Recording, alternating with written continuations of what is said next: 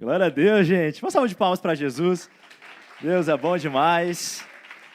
Uau, meu Deus. Agora que eu vi, meu Deus, eu acho que eu tô quase com a mesma roupa que eu tava no vídeo lá. Eu falei, meu Deus do céu. Gente, mas como eu estava falando, é uma alegria muito grande poder estar com todos vocês aqui. A gente se alegra em poder estar como uma grande família do Senhor. A gente fica muito feliz e... Obrigado, meu irmão. A gente fica muito feliz de poder ver aqui, né, o pessoal da Pacentar, o pessoal da Elim, né, o pessoal aqui de Juiz de Fora, né, que estava aqui também, vindo aqui, show de bola, gente. A gente se alegra porque a gente sabe que o corpo de Cristo é um só. Né? Então, nós somos uma grande família espiritual e a gente se alegra de poder estar junto com cada um de vocês aqui. Amém, queridos? E, como o Murilo falou, a gente já tem gerado, né, em oração esse tempo, essas palavras que o Senhor colocou nos nossos corações, tanto para hoje quanto para amanhã. E o nosso intuito aqui é que a gente possa repartir aquilo que o Senhor já tem falado nos nossos corações, que cada um de nós aqui saia de fato entendendo o que significa partir, o que Cristo fez por nós e qual é o exemplo que Ele deixa nas nossas vidas. Então, a ideia é que a gente possa estar, nesse tempo, falando sobre isso, e eu tenho certeza que vai ser um tempo especial demais. Amém, queridos? Quantos aqui estão com fome da palavra de Deus? Glória a Deus. Então, se você puder, abre sua Bíblia comigo em Lucas capítulo 24. A gente vai ler uma porção das Escrituras, bem conhecida. Lucas 24, a partir do versículo 13, a gente vai ler do 13 ao 31, passagem a respeito dos discípulos no caminho para Emaús. Quem achou, fala amém. Amém. Quem não achou, fala misericórdia, espera um pouco. Aí tem uns aí, sempre tem. Muito bem, gente. Lucas 24, 13, eu vou adiantar aqui só para a gente poder ganhar um pouquinho de tempo. A palavra fala assim, ó, vamos lá, a partir do versículo 13. Naquele mesmo dia, 2 discípulos estavam indo para uma aldeia chamada Emaús, que ficava a uns 10 quilômetros de Jerusalém, e iam conversando a respeito de tudo o que tinha acontecido. Enquanto conversavam e discutiam, o próprio Jesus se aproximou e ia com eles. Porém, os olhos deles estavam como que impedidos de o reconhecer. Então, ele lhes perguntou, o que é que vocês estão discutindo pelo caminho? E eles pararam entristecidos. Um, porém, chamado Cleopas, respondeu, será que você é o único que esteve em Jerusalém e não sabe o que aconteceu lá nesses últimos dias? E Jesus lhes perguntou, do que se trata? E eles explicaram, aquilo que aconteceu com Jesus, o Nazareno, que era profeta, poderoso em obras e palavras, diante de Deus e de todo o povo, e como os principais sacerdotes e as nossas autoridades o entregaram para ser condenado à morte, e o crucificaram. Nós, prestem atenção nisso, nós esperávamos que fosse ele quem havia de redimir Israel, mas, depois de tudo isso, já estamos no 3º dia desde que essas coisas aconteceram. É verdade também que algumas mulheres do nosso grupo nos surpreenderam, indo de madrugada ao túmulo e não achando o corpo de Jesus, voltaram dizendo que tinham tido uma visão de anjos, os quais afirmam que ele vive. De fato, alguns dos nossos foram ao túmulo e verificaram a exatidão do que as mulheres disseram, mas não ouviram. Então, Jesus lhes disse, como vocês são insensatos e demoram para crer em tudo que os profetas disseram. Não é verdade que o Cristo tinha de sofrer e entrar em sua glória? E começando por Moisés e todos os profetas, explicou-lhes o que constava a respeito dele em toda a Escritura. Quando se aproximavam da aldeia para onde iam, Jesus fez menção de passar adiante, mas eles o convenceram a ficar, dizendo, fique conosco, porque é tarde e o dia já está chegando ao fim. Então entrou para ficar com eles. E aconteceu que, quando estavam à mesa, ele pegou o pão, o abençoou, depois partiu o pão e deu a eles. Então os olhos deles se abriram e eles reconheceram Jesus. Mas ele desapareceu da presença deles e disseram um ao outro, não é verdade que o nosso coração ardia no peito quando ele nos falava pelo caminho? Quando nos explicava as Escrituras? Amém. Essa é a palavra do Senhor para nós e eu gostaria de a gente, antes de entrar na palavra, a gente poder orar e entregar esse tempo para o Senhor. Amém? Feche seus olhos. Jesus, nós estamos diante da sua presença.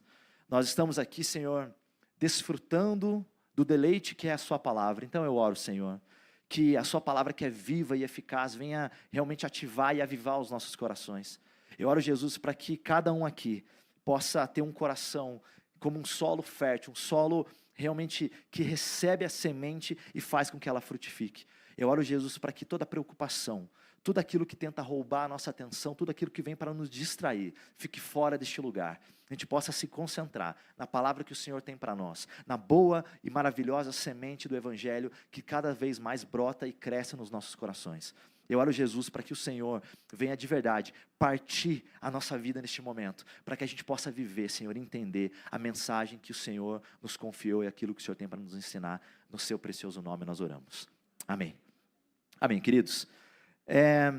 Quando estava preparando a mensagem para trazer aqui para vocês, eu gosto de pesquisar, né, bastante coisas e tudo mais, sempre gosto de dar uma olhada em como estão as notícias e tudo mais, e eu encontrei, né, enfim, estava lendo uma das notícias de um grupo, né, um grupo muito conhecido de pesquisas, né, ele é um grupo chamado Barna, não sei se alguém já ouviu falar. Esse grupo, basicamente, ele é como se fosse um IBGE, né, que ele trabalha exclusivamente nas igrejas. Ele faz um censo nas igrejas para ver, né, como é que está o avanço do cristianismo no mundo. Ele verifica como é que estão os dados da igreja, como é que a igreja em si está avançando. E eles têm um impacto muito grande, principalmente nos Estados Unidos, né? Então é um grupo já super conhecido que eles, né, fazem esses tipos de análise. E, recentemente, esse grupo divulgou um relatório que eu quero compartilhar com vocês um pouco das informações sobre esse relatório que tem a ver com aquilo que a gente vai falar aqui hoje. Recentemente, então, eles divulgaram esse relatório que dizia que a geração Z, quem que é a geração Z? Aqueles que nasceram, né, de 1981 até 1996, e também os millennials, né, que são de 97 a 2012, então a pesquisa está dizendo que esses dois perfis, eles tiveram um grande crescimento da frequência deles na igreja. Glória a Deus por isso. A gente se alegra então porque, né, duas gerações, então, estão crescendo na frequência do que diz respeito, né, à vivência de igreja. A gente se alegra por isso. E até, inclusive, foi um fenômeno um pouco inesperado, porque, pela primeira vez, no que diz respeito ao mundo, nós temos mais jovens, né, ou jovens adultos nas igrejas, do que, às vezes, pais ou até avós. Então, a gente está vendo uma mudança de paradigmas, né? A gente está vendo que o evangelho está crescendo, principalmente dentro dos jovens, e a gente se alegra muito por isso, né? Agora, apesar disso, essa mesma pesquisa, ela diz o seguinte, que a principal motivação para que esses jovens estejam nas igrejas é por conta de situações relacionais. Porque tem amigos, porque tem família, porque encontraram um grupo, né, a qual eles sentem parte, e tem muito mais a ver com essa questão relacional do que necessariamente espiritual. Tem muito mais a ver com esse contato com pessoas do que necessariamente uma vida com Cristo. E a gente tem que se atentar a isso. Quando a gente olha para o avanço do evangelismo no mundo, é muito legal a gente ver isso, a gente percebe que, talvez na história recente, né, nunca as pessoas estiveram tão abertas para ouvir falar sobre Jesus. Isso é muito legal. A gente se alegra por isso também. A gente percebe países como a China, né, tendo um avivamento lá, Irã está tendo um avivamento nesse exato momento. Nossa, pessoas e mais pessoas estão aceitando Jesus, entregando sua vida em meio à perseguição, em meio a tantas coisas, mas o evangelho continua crescendo e a gente se alegra por isso. E isso também tem acontecido em países latinos, assim como o Brasil. Então, o que isso quer dizer? E o que me choca, no final das contas, com essa pesquisa, é que aqueles que estão dentro da igreja, principalmente, né, esses que já aceitaram Jesus, já estão caminhando com ele, esse público, principalmente jovens adultos, né, são também os que mais estão desistindo da fé. Imagine isso. Aqueles que hoje já estão tendo uma frequência maior nas igrejas, também, em paralelo, são aqueles que mais têm desistido da fé. E, poxa vida, isso não é algo que a gente se alegra. Quando a gente vê, gente, os principais motivos que fazem com que as pessoas desistam da fé, uma das primeiras coisas diz que talvez essas pessoas não conseguiram se encaixar com a cultura da igreja. E por não conseguir se encaixar com a cultura da igreja, falar, eu acho que não é para mim, eu acho que eu não encontrei um lugar para mim aqui com as pessoas. E aí desistem da fé. Por outro lado, pessoas que se decepcionaram com outras pessoas dentro da igreja e por isso abandonaram a fé. Também tem o público que de repente tem um certo ceticismo, né, uma falta de fé talvez nos ensinamentos que as igrejas têm. Então, a gente percebe, gente, eu quero deixar isso bem claro, que a gente consegue perceber que os principais motivos para que as pessoas, nessa geração, entrem nas igrejas é pelas questões relacionais. Só que também, por outro lado, o mesmo motivo que faz com que as pessoas se afastem é também por motivos relacionais. A pergunta é, onde é que está Jesus nesse meio? Onde é que está a relação das pessoas com Cristo? A gente consegue perceber, né, que essas grandes decepções que as pessoas estão tendo, seja com pessoas, seja com a igreja, só está refletindo uma coisa, que as pessoas se importam, obviamente, com as pessoas, isso é bom, mas, por outro lado, está faltando intimidade com Cristo. Está faltando o partilhar, uma comunhão profunda com Cristo. E é isso que a gente precisa se atentar. Aqui está o dilema. Ainda que tenham muitas pessoas nas igrejas, né, com uma frequência aumentando, isso não significa que todos estão realmente vivendo uma vida de intimidade com Cristo.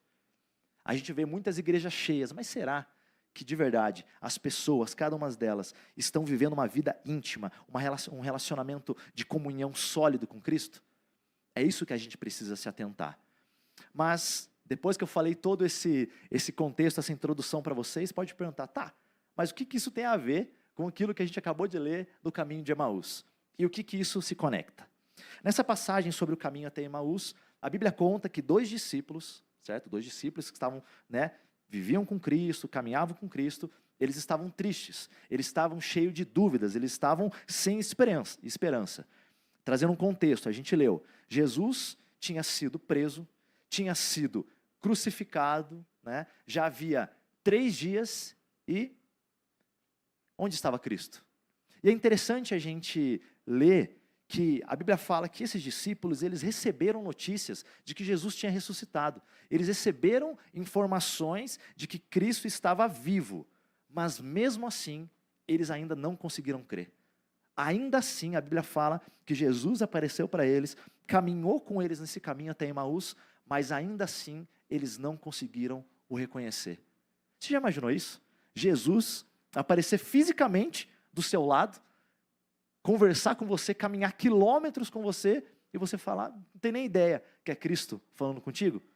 Pessoas que caminharam com Cristo não reconheceram. Eu fico pensando, poxa vida, isso é muito triste. E quando a gente ouve esse relato do que a gente leu aqui agora, né, do caminho de Emaús, e a gente compara com essa pesquisa que eu falei para vocês, o que a gente percebe?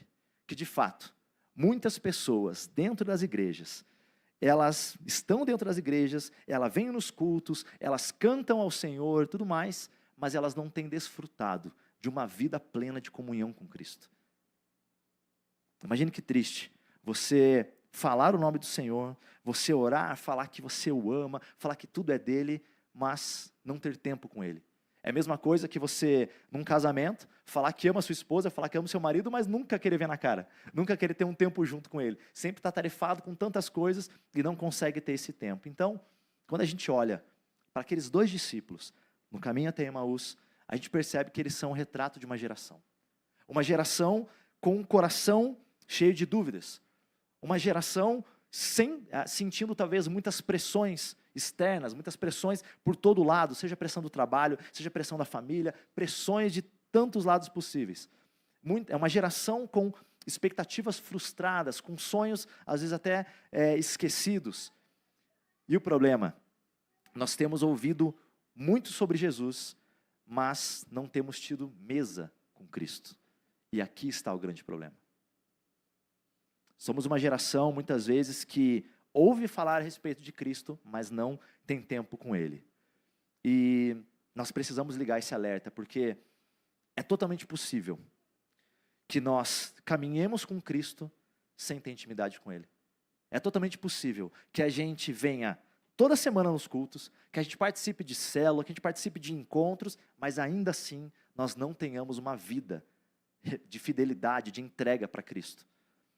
E antes de falar de qualquer coisa, qualquer assunto sobre o partir, que é o tema aqui da conferência, antes a gente precisa entender da necessidade de a gente desfrutar do pão da comunhão. E se você gosta de anotar, o título da mensagem é justamente esse, o pão da comunhão. E somente através do pão da comunhão, somente quando nós estamos tendo, né, esse relacionamento íntimo com Cristo, é que de fato os nossos olhos são abertos. Partir tem a ver com isso, com abrir os nossos olhos, com a gente sentar à mesa com Cristo, com a gente reconhecer o que Cristo fez, e da mesma forma com aquilo que Cristo fez, nós passamos a fazer também. Então, antes de a gente falar sobre qualquer coisa em relação a partir, a gente precisa entender a importância desse lugar de comunhão, né? E eu quero começar, e o primeiro ponto, eu quero falar um pouquinho sobre o significado, ou melhor dizendo, o que representa aquele pão que foi partido por Cristo, né? No versículo 31 que a gente leu, a palavra diz assim: e aconteceu que, quando estavam à mesa, ele pegou o pão, o abençoou, depois partiu o pão e deu a eles. Então os olhos deles se abriram e eles reconheceram a Cristo. Gente, todo mundo concorda aqui que pão é alimento, certo? Pão é alimento, glória a Deus. Só que a palavra também fala que a palavra de Deus também é alimento. Quando a gente lê Mateus 4,4, a palavra fala: nem só de pão viverá o homem, ou seja, não só deste alimento viverá o homem, mas de toda a palavra que procede da boca de Deus. Interessante a gente perceber que durante o caminho até Emaús, presta atenção nisso, durante o caminho até Emaús, a Bíblia fala que Jesus se manifestou junto com eles, e em todos esses quilômetros que eles estavam ali, de Jerusalém até Emaús, o Senhor foi realmente alimentando eles com a palavra. De Moisés, passando por todos os profetas, Jesus foi falando a respeito do que teria que acontecer com ele. Jesus foi relembrando aquilo que Cristo já tinha falado para eles sobre esse assunto. Mas a pergunta que eu fiz a primeira vez que eu li esse texto foi: poxa vida, por que aqueles discípulos caminhavam com Cristo, eles estavam ouvindo a palavra da verdade, mas os olhos deles não se abriram? Por que será? O que faz com que os nossos olhos sejam abertos? Poxa vida, a gente está ouvindo do próprio Cristo as palavras da verdade, mas por que nossos olhos não foram abertos? O que nos impede? Será que tem alguma coisa mágica naquele pão que Jesus partiu na casa dos discípulos? Será que aquele pão era, feito com uma farinha, né, celestial? Será que os anjos desceram, né, uma pitadinha assim, de um temperinho diferente e tal? Gente, não. O segredo em si não está no pão, mas a verdade é que não é sobre o pão em si, mas é a comunhão em que aqueles homens, né, aqueles discípulos tiveram com Cristo. O que fez abrir os olhos deles não foi o pão em si, mas a comunhão que eles estavam com Cristo. E, gente, isso aqui é uma chave muito importante. Por mais que você ouça inúmeras verdades, por mais que você, ouça coisas que façam até o seu coração queimar, e a gente leu sobre isso no versículo 32, aqueles homens estavam ouvindo Cristo falar, e a palavra fala que eles estavam como que o coração queimando, né, com aquela palavra. Mas ainda assim, é possível a gente ouvir tudo isso e os nossos olhos continuarem fechados. Meu Deus do céu, como pode a gente ouvir sobre Cristo e os nossos olhos ainda estiverem fechados? Mas a verdade é que a gente só vai ter os olhos abertos quando a gente fizer o que os discípulos fizeram. Quando eles convidaram Jesus para vir para a casa deles. E esse vir para casa venha para a nossa intimidade, venha aqui para a nossa vida, venha aqui eu quero ter tempo com você, porque casa da gente, você não traz todo mundo, né, gente? Não é qualquer um que você pega na rua, vem aqui em casa, não. Você convida pessoas que você quer bem, pessoas que podem desfrutar, né, da sua casa com você, é um lugar de intimidade. Então você convida para casa quem você quer ter íntimo com você. Então aqueles discípulos, eles fizeram isso. Primeiro, eles convidaram Cristo para casa. Mas eles não fizeram só isso, eles sentaram à mesa com Jesus. Mesa significa comunhão. Mesa representa partilha. E esse sim é o ponto-chave, essa atitude de Jesus, presta atenção. Jesus, a palavra fala que ele pegou o pão, abençoou, partiu o pão e serviu os outros. Gente, não foi a primeira vez que Cristo fez isso. Não foi a primeira vez. Não foi a única vez que Cristo fez. Por exemplo, o Adson trouxe aqui na palavra de oferta para a gente, né? prova de oferta não, perdão, no vídeo que a gente leu aqui antes, que a gente assistiu aqui antes, sobre a ceia de Cristo. A última ceia, Jesus fez exatamente a mesma coisa. Se você ler ali, você vai ver que é a mesma descrição. Jesus pegou o pão, abençoou, partiu e serviu. E foi exatamente neste momento que os olhos deles foram abertos. Estão entendendo o que eu estou dizendo? Eles reconheceram algo simples, algo comum de Cristo, algo que eles já viam no dia a dia. Ei, eu fico imaginando, porque a palavra fala que, imagina, eles estavam ouvindo a verdade, mas ainda assim os olhos estavam fechados. Mas quando Cristo sentou à mesa com eles, e eles viram, eu falei, peraí, quem parte o pão desse jeito? Quem abençoa o pão? Quem parte, quem serve? É Cristo. Quando eles reconheceram Cristo no partir do pão, Cristo desapareceu na hora. E aí sim, eles falaram, uau, nós reconhecemos, Cristo estava no meio de nós, Cristo está vivo, Ele ressuscitou, e todas aquelas coisas, todos aqueles empecilhos que falavam antes, né, como que eles estavam impedidos de enxergar Cristo, tudo aquilo foi desfeito, porque eles tiveram uma revelação de quem era Cristo ali naquele lugar, eles viram que Cristo estava presente. Gente, comunhão significa, se eu procurar o significado, significa realizar algo em comum. Realizar algo em comum. Quando nós temos comunhão com Cristo, nós nos tornamos um com Ele. Quando nós estamos vivendo este lugar de intimidade com Cristo, a gente consegue reconhecer Ele em todos os lugares.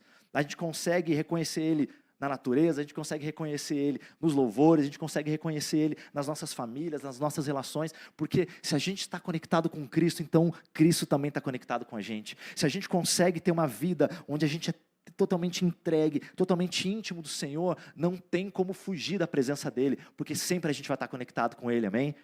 E foi isso que aqueles discípulos fizeram, e é interessante que eles falaram, peraí, Jesus estava aqui, então sim, os olhos deles foram abertos.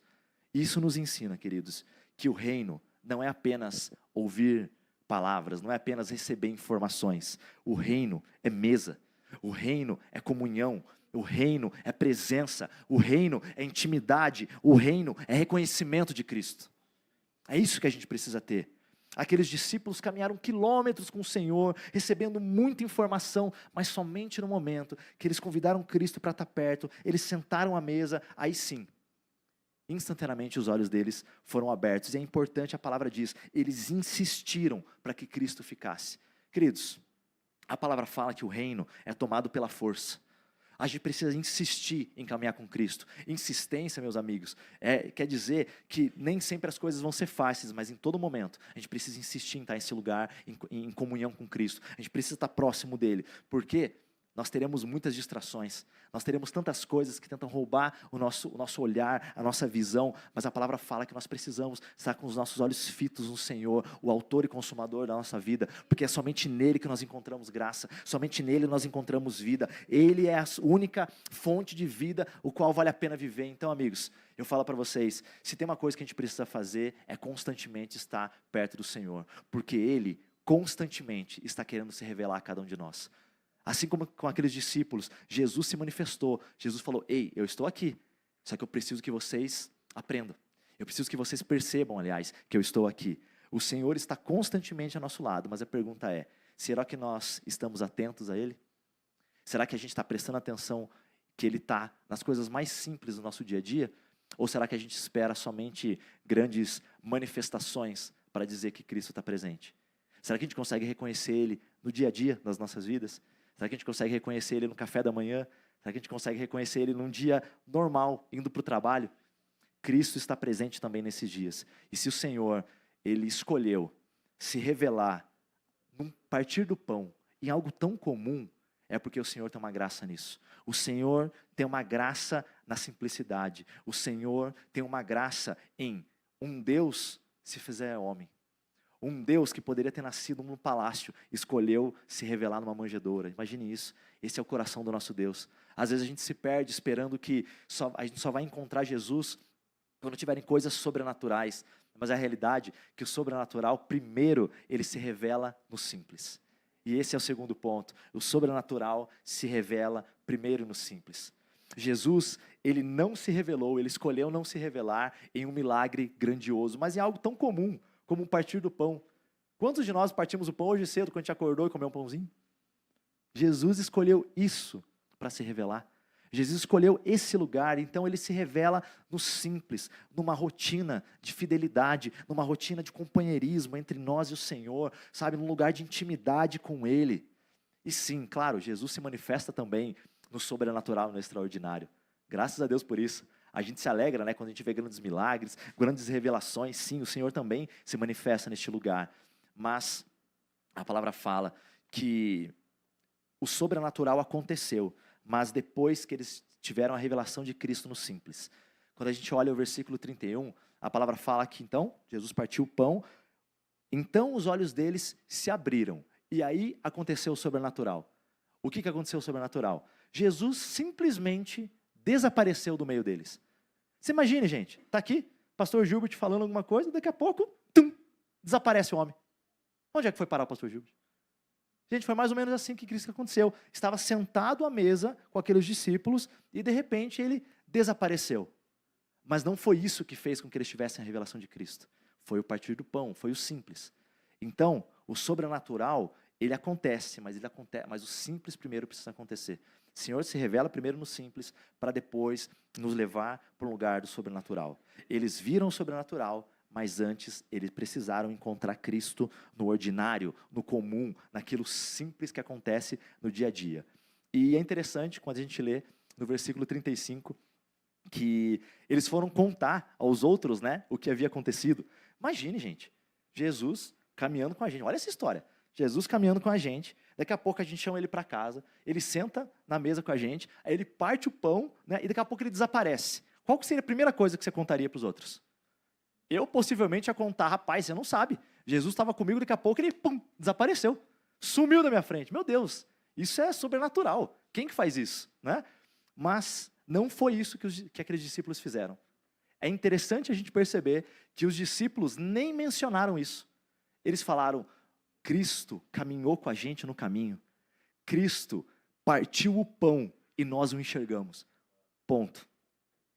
Eles não citaram o fato de Cristo ter desaparecido. Claro, hoje nós estamos lendo sobre isso, porque em algum momento eu imagino que eles falaram, é verdade, né? Ele também desapareceu no nosso meio. Mas é interessante que a Bíblia fala que tudo que foi escrito para o nosso ensino foi escrito. E se da forma como está escrita, é porque o Senhor tem algo para nos ensinar. Que antes de operar o sobrenatural, a gente precisa valorizar, sim, o simples. E, gente, a nossa rotina diária, ela não precisa de coisas extraordinárias para ser extraordinária. Ela não precisa dessas coisas. Deus gosta de agir naquilo que é pequeno, naquilo que é cotidiano, naquilo que é simples. E é justamente aí que Ele faz e realiza coisas mais profundas. Quando a gente olha para a vida de Moisés, por exemplo, a forma como Deus escolheu se manifestar para Moisés foi o quê? Através de uma sarça ardente, no deserto. Mas, gente, sarça é o que mais tinha no deserto. Mas sempre tinha. E, na verdade, gente, era comum pegar fogo na sarça, porque estava no deserto. Então, o problema, a questão surpreendente não era o fogo na sarça. O surpreendente é que aquela sarça pegava fogo, mas ela não se consumia. Daí Moisés falou, peraí, alguma coisa está diferente. Essa que é a questão, mas Deus escolheu algo simples para se revelar. O extraordinário se manifestou na vida de Moisés em algo que era aparentemente insignificante. Será que a gente está desprezando as coisas simples, porque a gente só quer as coisas miraculosas do Senhor? Será que a gente está procurando mais bênçãos e milagres? A gente está esquecendo daquilo que o Senhor já tem nos confiado? A gente precisa ser fiel naquilo que o Senhor tem nos dado. Outro exemplo, Elias. Elias queria uma manifestação de Deus, ele buscou uma manifestação de Deus e ele esperava que Deus se manifestasse num vento forte, num terremoto, num fogo caindo do céu. Mas como que Deus se manifestou? Uma brisa suave, num sussurro. Algo leve, algo que a gente pode fazer aqui. Deus se manifestou dessa forma. O poder de Deus não depende de barulho. O poder de Deus depende de presença. A gente não precisa de grandes espetáculos, a gente precisa estar envolto pela presença de Cristo. E é isso que a gente vai conseguir notá-lo e ter essa vida completamente entregue. E o último exemplo que eu queria trazer sobre isso é de Naamã. Naamã estava totalmente coberto de lepra e ele esperava que para ele ser curado, ele tinha que fazer algo né, gigantesco, algo maravilhoso, algo sobrenatural, mas na verdade o que o profeta falou para ele, falava, faz o seguinte, vai tomar um banho de rio ali, dá um tibumzinho ali, que você vai ser curado. E é interessante que Naamã, ele foi curado porque ele obedeceu, mas a palavra fala que ele quase perdeu a cura dele por achar simples demais. Ah não, não é possível, é sério que eu fiz tudo isso, andei tudo isso aqui, você está me falando para tomar um banho de rio? Ah não, não é possível. Gente, às vezes a gente acha que Deus precisa fazer coisas mirabolantes, mas o Senhor se revela nas coisas simples. E Naamã quase perdeu o milagre dele porque ele desprezou as coisas simples que o Senhor faz. Quem aqui quer desprezar as coisas simples? Ninguém. Agora, quem quer viver o sobrenatural de Deus enxergando Ele em todo lugar? Aleluia. Esse é o coração que o Senhor tem para nós. Algo simples, algo comum, mas que faz com que a gente possa desfrutar de uma graça de Deus. O problema, queridos, da nossa geração é que a gente vive dias eufóricos, dias barulhentos, onde cada hora a gente está numa trend diferente, cada hora a gente está vivendo uma coisa diferente. Ah, o que era bom agora não serve mais, eu preciso me alimentar com mais, e mais, e mais, e muita informação, e tanta coisa, mas na verdade, gente, isso faz com que os nossos corações cada vez mais desenvolvam um coração com emoções passageiras, com emoções supérfluas, com coisas sem profundidade, mas não é isso que Cristo nos chamou para fazer. Não é isso, porque Deus é um Deus eterno. Deus é um Deus constante. Deus não se move por emoções ou experiências que são passageiras. Pelo contrário, mas Ele nos ensina que uma vida de fidelidade vale mais que tudo. Uma vida de graça, de entrega completa para o Senhor, é isso que de fato muda as nossas vidas. E de fato isso, quando a gente entende esse lugar de fidelidade e esse lugar de entrega, aí sim, a gente está indo para o caminho a ser partido. Esse que é o caminho. Por último, terceiro e último ponto. O Senhor tem nos convidado para um caminho a sermos partidos, mas para esse lugar chegar, a gente precisa de fidelidade e uma entrega completa. Quando a gente olha a Bíblia, de Gênesis a Apocalipse, a gente percebe que o padrão é basicamente sempre o mesmo, né? Todos os que foram usados pelo Senhor precisaram ser partidos. Todos. Todos os que eles tiveram ou que renunciar a alguma coisa, ou tiveram que entregar algo para o Senhor, eles tiveram que obedecer, custasse o que custasse. Mas o Senhor nunca levantou homens inteiros para a obra. O Senhor levantou homens íntegros, e tem uma diferença. Agora, inteiros não. O Senhor, coube ao Senhor, aprove ao Senhor, preparar homens e mulheres que escolheram ser partidos para viver o chamado e a missão que o Senhor tem para cada um. Então, isso não é só uma verdade teológica, é o caminho para a transformação que Deus tem para cada um de nós. Deus escolheu esse modelo e fez isso através de Cristo. Quando a gente olha o que o Senhor Jesus, que não precisava fazer, Ele fez. A palavra fala, então, que Ele escolheu se esvaziar, Ele escolheu se diminuir, Ele abriu mão de toda a sua glória para que Ele viesse ser partido por cada um de nós. Então, quem seremos nós? Que direito que a gente tem de querer, o pastor Rafael Barbosa, ele sempre fala isso, eu acho maravilhosa essa frase, ele diz que direito nós temos de nos apresentarmos inteiro diante de um Deus que foi partido. Você acha que a gente tem alguma moral para isso? Mas não, Cristo nos chamou para este lugar de sermos partidos. O reino não é moldado por grandeza, o reino é moldado por entrega. O reino do Senhor, todas as vezes que ele é manifesto, a gente percebe que o que sustenta ele não é uma autopreservação. Todos aqueles que tentaram se poupar, na verdade se perderam, mas todos aqueles que se entregaram realmente, todos aqueles que se renderam, foram aquelas pessoas que puderam desfrutar de uma experiência com Cristo que é arrebatadora. Eu fico pensando, voltando lá para o início do que eu estava falando com vocês, se todas aquelas pessoas que se frustraram com pessoas dentro da igreja, ou com a própria igreja, se todas essas pessoas estivessem de verdade sendo partidas por Cristo, será que isso seria um motivo suficiente para simplesmente abandonar a fé? Será que não nos falta uma entrega maior? Será que não nos falta uma disposição em ser partido pelo Senhor? A gente precisa entender essas coisas, e assim como o pão só alimenta quando é partido, a gente precisa partir ele, comer, fazer alguma coisa assim, nós só iremos frutificar também quando nós formos quebrados na presença de Deus. palavra que o pastor Gilbert falou aqui, quem está pronto para ser partido ao meio por Cristo? É exatamente isso. Esse é o convite do Senhor, que nós sejamos partidos por Ele, porque somente quando a gente é partido a gente frutifica. Uma semente só dá fruto quando ela morre. Então, se tem um lugar que o Senhor tem nos convidado, é para esse lugar de renúncia, de entrega. A Bíblia registra que Deus, como eu falei antes, não usa pessoas inteiras, Ele usa pessoas rendidas. Rapidamente aqui, quando a gente olha para a vida de Abraão, Abraão tinha uma promessa. Ele só se tornou pai de nações quando primeiro ele decidiu sacrificar o sonho dele.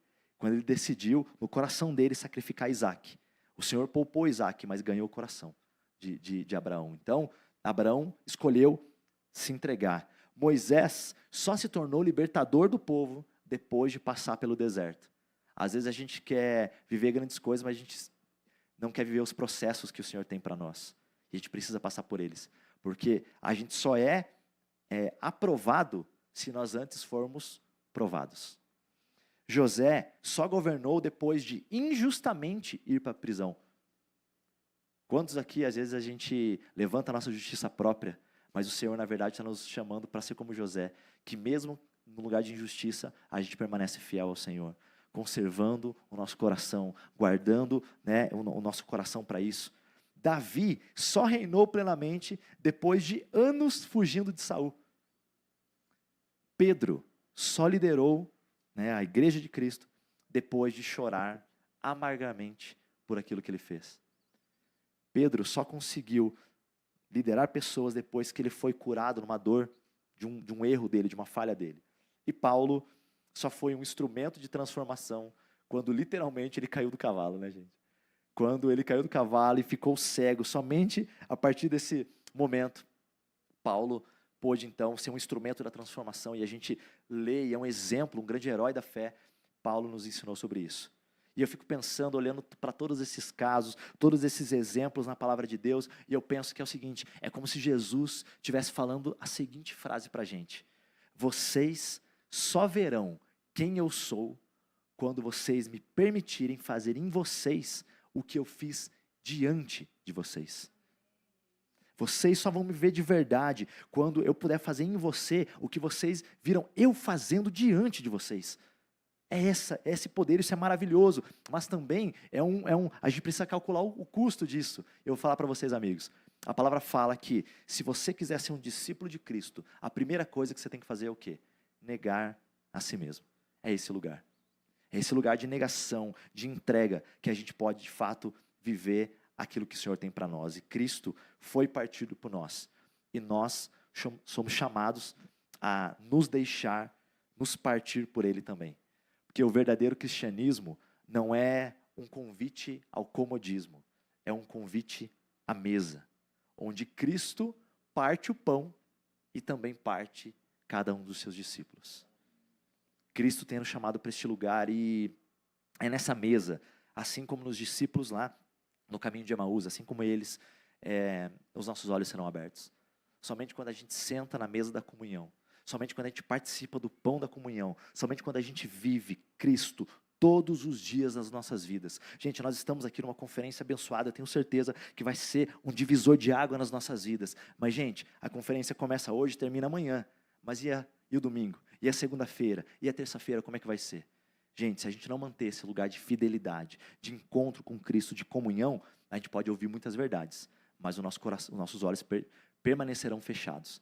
E eu tenho certeza que ninguém aqui quer estar com os olhos fechados, porque o Senhor quer se revelar a cada um de nós. Amém? Gostaria que você colocasse em pé para a gente poder orar. A gente quer encerrar agora, e não faz sentido a gente encerrar esse tempo sem antes ter um tempo de comunhão com Ele. Não faz sentido a gente falar sobre sermos partidos sem a gente primeiro se partir pelo Senhor. O partir revela, o partir transforma, o partir nos desperta, e o partir nos faz reconhecer a Cristo. E tudo começa, como eu falei, participando desse pão da comunhão. Eu tenho certeza que o Senhor tem falado ao coração de cada um aqui sobre algo, de repente, que você é chamado a partir. Isso pode ser diferente para a vida de cada um. Pode ser que o que o Senhor está falando para mim pode ser diferente do que Ele está falando no seu coração. Mas independente se é igual ou não, o Senhor tem nos convidado para este lugar. Esse lugar de intimidade com Ele, esse lugar de comunhão, esse lugar de estarmos na presença dEle, desfrutando dessas delícias que estão à destra dEle. Eu gostaria que você fechasse seus olhos para a gente poder orar.